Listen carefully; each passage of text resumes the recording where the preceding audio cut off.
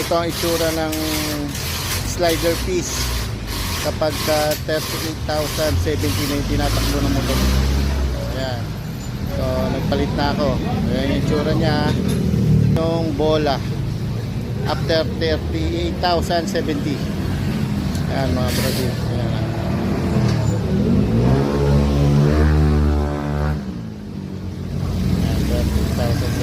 Ayan. Tapos ito naman yung itsura ng belt ko after 30,070. Ayan. Ayan.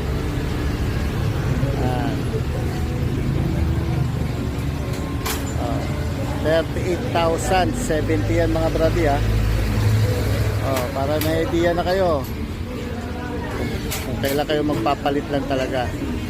Ayan ha. Ito yung stock pa ni Goku na belt.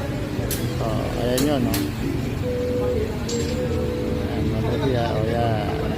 So mga brady, sana nakakuha ko ulit kayo ng ideas kung kailan kayo talaga magpapalit.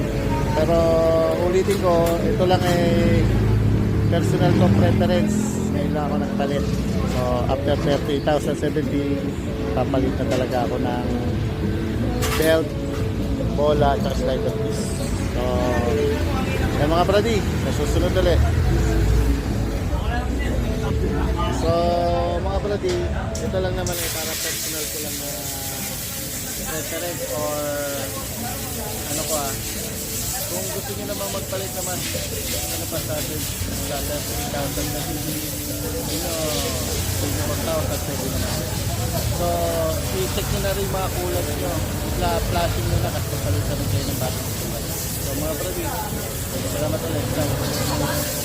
So mga brady, kung nakikita nyo 38,070 saka lang ako nagpalit ng belt ni Goku. Para magkaroon kayo ng idea kung gaano tumatagal yung belt ng stock na yun. So tsaka slider piece ngayon lang ako nagpalit, tsaka bola sabay-sabay nyo 38,070. Palm belt, bola, slider piece lang ang pinalitan natin, tsaka linis ulit ng CDT.